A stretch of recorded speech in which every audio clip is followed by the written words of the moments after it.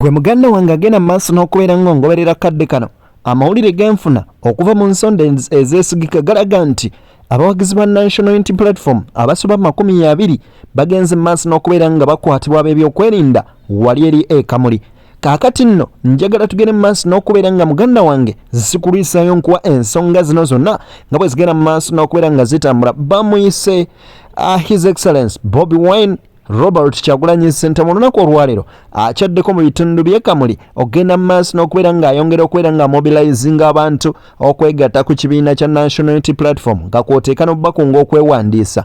Kino nno kiri mu mateeka era ne si mateeka awo ekibiina ky'ebyobufuzi kyonna ekiba nga kyewandiisiza ne kigenda mu maaso n'okubeera nga kikunga abantu okubeera nga munnange beegatta ku kibiina ekyo, era si mateeka oyo akkiriza bulungi era kw'oteeka ne Electoral Commission amateeka agagitwala gakkiriza ekibiina ekimu oba ekirala ogenda maaso n'okubeera nga kikalinga out mobilization. Naye bw'oba ng'okyali awo abantu banene abatufuga bo balowooza nti be balina obeera mu nsi bokka. Beyond the Newsroom gwe mukutu sharing commenting wamaaso kogiweka like video eno tutambuze ensonga butereevu. Olwaleero nno ngenda kugatiramu amawulire amalala mangi tugende maaso n'okubeera nga trapping up olwakadde akatuvuga speed. Kankwe video eno sitagala genda mu maaso nakubeera nga nkulwisa ne soko giwe like ate shekashirafu dembo omusomi w'eddwagamba mukubireko gwalina ebizibu ebyenjawulo simu yasembe okuminemu ku screen ensonga gyagenda maaso n'okubeera nga azikolako bulungi nnyo nnyini ddala. Wenjogerera abasukka mu 20 bamaze okubeera nga bakwatibwa era bateereddwa e Kamuli ku police station. Ekyo nno kyabulabe nnyo. Kamuli Central Police Station abantu baffe abasukira ddala 20 bakwatiddwa. Nga bwe nkutegeezezza wedda kuwa updates titiya gasali mu kukuba amasasi gali mu kunyuka ate nga abantu baffe tebazikiza kubanga babiravu gye balina tupate tebali mu bamenyi b'amateeka poliisi akabya 20 sofa betwakategeerako abasukkamu. We are yet to identify their names. Tukiseko okulaba engeri gye tugenda okubeera nga tubayamba. So ebyo byonna obiraba nti bigenda mu maaso ebyo bennyini bye tuvumirira mu kubeera nti tewalina kubeerawo kutyoboola kwa ddembe ly'abuntu lyonna oba muntu yenna avictimizingibwa olw'okuba nti ayina kyakkirizaamu. Sinziira ku mubaka wa Kampala amanyikidwa nga Shamim Malende agenze maaso n'okubeera nga ategeeza nti abawagizi ba National Unity Platform abasoba 20 bagenze maaso n'okubeera nga bagombebwamu obuwala ab'ebyokwerinda. Kino nno bityo bwe bikyali mu bitundu by'eyo e Kamuli. Kati nno abagenze maaso n'okubeera nga batwala omulimu gw'okubala abantu mu maaso nkugambye nno babano basuddewo ebikola ne bagamba nti munywanyi akasente ke mwatusuubiza kali luddawa beekalakaasize lwa butabawa akasente kaabwe kebe basuubiza. Naye Uganda video eno nkusaba gimpereka like wametambulire eddala etuuke ne kweyo mulala eyandyagadde ogenda maaso n'okubeera ng'agifuna. We went through the training processes whereby you find that a day ends when you haven't even eaten anything. Yet they are saying they gave us food, which food was not even enough. After the training, getting copies was also very hard for us to get copies. You find that people who just came yesterday, they got copies, and you find that we, the people who registered online, and we did even the interviews, were not given copies in time. After giving us the copies, you find that the lines are not even in the copies. You're supposed to also stress yourself, go to the municipal, going everywhere. You find we got even confused, by the way. Only to find out they were just stressing us, wasting our time. After getting the lines, we went to the field, the data was not even on. We bought our data with our money. They told us they are going to compensate the money, yet they are doing nothing. We go to the field without food, without drinking anything. You go to someone, they quarrel at you, they abuse you, they ask you, why are you doing this? Why are you wasting our time? Why are you capturing my house? You find that it is very hard for you to even explain something what you have. Eno Uganda Kyagulanyi yatugamba nti buli omu ajja kiwulira naye buli omu ku saidi ye ayina engeri gy'akiwulira. Mu kati nno n'abo beekalakasa bagamba nti bakoze ebbanga lyonna lye bakoledde tebasasulwa, bakola njala nga tebalina na kye bazza eri mumwa. Kakati nno omubaka Nambooze agenze maaso n'okubeera ng'atabukira mukulu wa Bedi Bwanika kw'oteeka Mathias Mpuuga Nsamba eri e Masaka. Ate Bwanika mwakyogererako kati ate Bwanika ye bwe mulaba akubirira kutta ne kye yasembezaayo yagambye nti bannange mujje Masaka tubayigiriza okwambala engoye ezitali z'NUP kubanga omukulembeze gwe twabadde tunoonya tumufunye. Kati bw'obanga oyagala ate kutandikawo political party endala tewali buzibu kubanga ekyo tekirina buzibu munabyabufuzi oba omukulembeze agenda kuvuganya wammwe mu kibiina yo tebaayo kuvuganya omukulembeze ayiye agenda ovuganya mu kibiina ate tasobola kuvumirira uniform tasobola na kuwaayiriza kibiina tasobola nagamba nti kakati ffe nze ndi muka musajja nina n'abaana kakati nfunye n'abalenzi abawasize wange n'abawala abagenda abafumbiddwa batabani bange kati okugamba namboze bw'omusanganga mu ovulo munda ajja kuba ayambadde pampa kakati gwe tokyalina kwagala kutereeza kibiina kati gwe okubirira kutta kati abantu kyebava bagamba tujjukire ono abyogera bino twamulabako wa nga bagamba nti Kyagulanyi ndowooza mu kwagala okuleeta awamu abantu waliwo ebintu bingi bye twabuusa amaaso. 1 kyajja kitya nti twawandiisa munnakibiina nga munnakibiina naye ng'ate pulezidenti wa kibiina ekirala mbadde ngamba kiri kyavaawo ate gwe wawulirako nti kyavaawo bw'osala n'ova mu kibiina ekimu oba okyasigadde eri ng'okulembera electoral commission bakyakibala. mukwano gwange Nabbira yali president wa Social Democratic Party bwe yagenda mu FDC eri ozanyisa abantu Mabikke alina be yasayiningira mu kalulu akawedde n'abasayiningira bombi ne Lubowa ne basayininga gwe tukukkiriza weesimbirewo ku kaadi SDP nga Secretary General ye Lubowa naye ate ye Secretary General Mabikke yali munno ate ye Secretary General ne yesimbawo nga independent. Muganda wange agenda mu maaso n'okungoberera ebigambo bya Honorable Nambooze Betty Bakireke nkugambye biibyo tebiggwa marojja wabula olunaku olwaleero omusajja mukulu Basajjamivule kyalwaddaaki naye avuddemu ekigambo eky'amagezi oba oliawo ekituulikika biibino kambikuwe ogende mu maaso n'okubeera ng'obiwulira netikiti kubanga ne Bobi Wine yabalangidde n'abagamba nze nabayingiza mu parliament. Yes otegera ye yabayingiza kati omulangira lwaki ne Bobi Wine naye namusanyukidde naye nazza omuliro n'abaga nti mugamba nti sibaagala naye gwe Mpuuga nze nakufuula leader of opposition nze nakulondwa kuba commissioner nze nabayingiza mu parliament ago ge mazima gennyini agatali mu kubusabusa kubanga singa baageza ne bagaana okwegatta ku Bobi Wine tebandiyingiddeyo eyo embuyaga yaliwo tebandiyingiddeyo so kakati bombi bajje ebizibu byabwe mu public.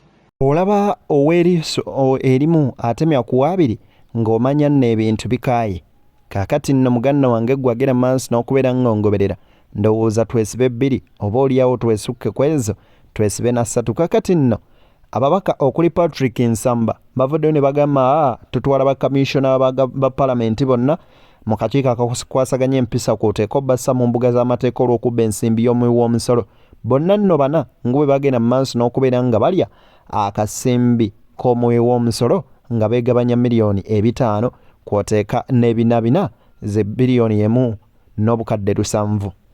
Amazima nti nga palamenti tutuziyisanga eye bottom line nga palamenti tuyisanga sente ezo. Commissioner bayina emmotoka mpya ba commissioner bayina ba driver basasulwa siwe kiri basebo ba commissioner bafuna amafuta buli week badigida budigizi tuyina amagombolola agatalina health center 3 sunosanga commissioner ng'alidde health center namba mbadde ndi bubi abantu eri mu kyalo bagamba fenna twalya bannange siryanga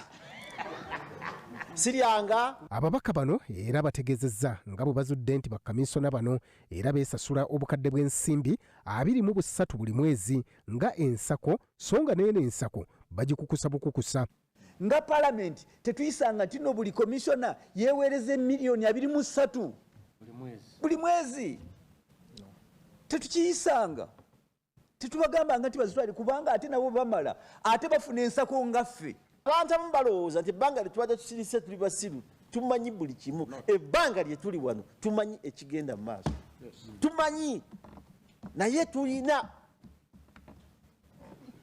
bano bagamba kikyamu palamenti okusabanga ebitongole ebirala okulaga ensaasaanya yaabyo so nga nayo teraga nsaasaanya ya nsimbi. Beekube mu kifuba balekulire kati kubanga prosesi etandise. Ekyokubiri, tetuyinza kubanga yeffe tuyigganya abakenuzi ate ffe abaffe nga tusiisiitira mpisi kundi. Kati enguzi bwe yabanga eri wano okwekazaakaza tetuyinza kukkiriza. Tetusobola kutuula wano mu bukiiko nga tulwanisa ba permanent secretary okubuuzaawo obusente obutono ate nga ffe wano ne tusirika. Ababaka bano balumirizza bannaabwe okumala mu palamenti ekitiibwa era baagala abalonzi bonna bawalirize ababaka baabwe bateeke emikono ku kiteeso kino okusobola okukomyawo ekitiibwa kya palamenti. Nsaba abalonzi mutunuulire mubuulire ababaka bammwe bw'aba mwabalonda bajje bateekeko omukono kubanga twetaaga emikono 177 gyokka. Ababaka mbakoola twetaaga emikono 177 gyokka nga lukwajja mu palamenti wali. Genda buli lumbe buli mbaga wonna tubagambe bannaffe twasayininze dda bano bafulume ate olumala okufuluma tusoke tubagiyo tugende ku nsonga ya ssente kubanga olugendo luwanvu. Tino yomu kansala Mulyanyama avuddawo n'agenda mu maaso n'okubeera ng'alabula abo bonna abagamba nti bo be bakola Nuupu ne Bobi Wine okubeera nga bamuyimirizawo mu nsonga z'ebyobufuzi nti abanywanyi temulina kye mwakola ku Bobi Wine kubanga tosobola kusitula muntu ng'ate ye asobola okukusuula.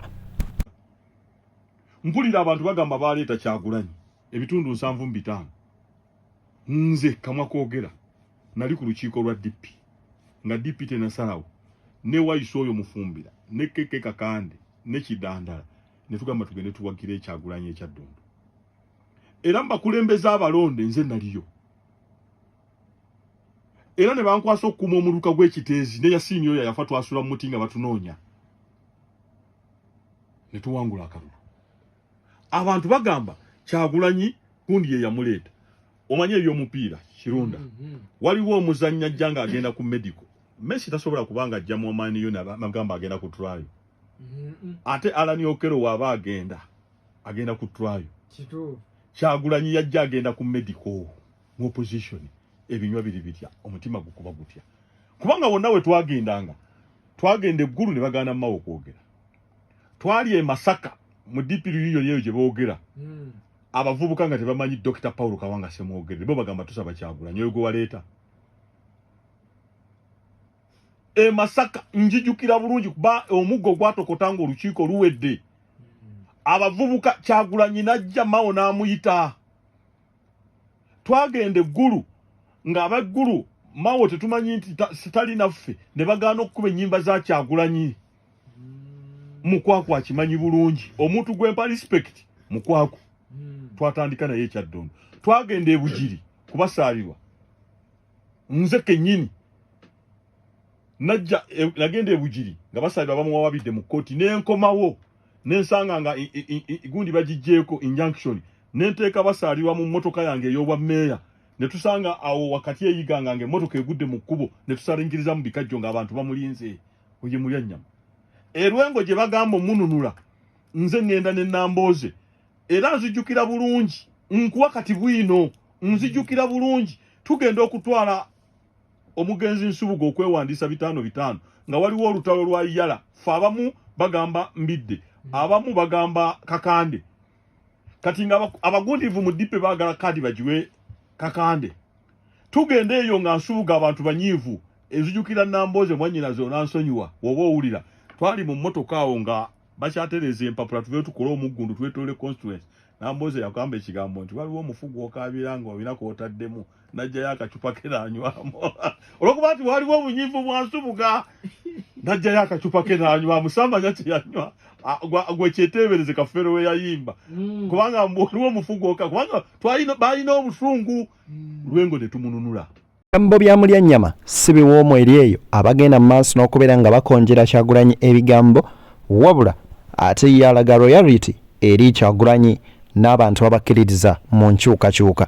Kaakati gwe muganda wange naakyali awo musajja mukulu wayiswa mu Fumbiro ono nno naye avudde mu mbeera n'abaako bayambalira n'agamba nti banywanyi temulina kye mugenda mu maaso na kubeera nga mututegeeza. ekikola obubi nti bwani katandaga nga mukyala we nandibadde nalaga mukyala we tisiri homosexual. Okay, yes, this is what you want me to tell you. We are not homosexuals. That gets even personal. Stop that blackmail on your TV. Stop that blackmail. It should stop. We are not. You are addressing Bwanika. Yes, plus you, it is wrong for you. He said it. Bwanika yagamye nti yakwata omwana lwaki tokyogedde. Eriyo ebintu bye tulina okwogera ku TV. Yagambye asinze. Do you have a? He said it. Do you have never done that. Does he have a recording of me saying that? But you can't ask that to me. Ask that to me. It is you who has come on his behalf. Kati mumulemu katono tugenda program edda konze Adam ko. Yeah. Bwanika oyo ndowooza yali atuteze akanyeebwa akasinga okuba akabi kubanga yagezaako okutuyingiza ekibiina kye yajjawo ne fayiro ze ng'agezaako okutukonvinsinga mugende mu PDP ebiseera ebyo nga tetulina kibiina era najja n'agamba tuwulira mwagala kugenda mu kibiina kya Kibalama ffe Kibalama tumumanyi muyaaye naye PDP weeri kati bannansi beewuunya singa twayingira ekibiina kya Bwanika twalibaddewa ekyo nze mu byonna kyensinga okwebaliza Katonda nti Bwanika Katonda yamututaasa mu mbeera eri mmwe ababadde beebuuza Bwanika obusungu gy'abujja atali munywa mwenge munnanga obusungu Bwanika abugira ddala eyo mabega ebigambo bya SGA Secretary General w'ekibiina kya National Unity Platform amanyikiddwa nga Lewis David Lubongeya bw'atyo bw'agenze maaso n'okubeera nga atutegeeza kaakati nno banywanyi mbasaba munzikirize ngende maaso n'okubeera nga mbasiibulira wano ate oba oliawo tuddiŋŋane akuuma atakuumira mpeera guluddene agende maaso n'okubeera nga bankuumira His Excellency Kyagulanyi Ssentamu mumunse mu nsaala zammwe ate kabaka waffe tumusabire nnyo nnyo nnyini ddala awangaale maaso moogi kyukyu lokuba ssenta wetuwa wangala Sir Ronald Muwenda Mutebi owokubiri baffe Saabataka ne maama Sylvia Najinda agerekere Obuganda mubeere bulungi banywanyi mweraba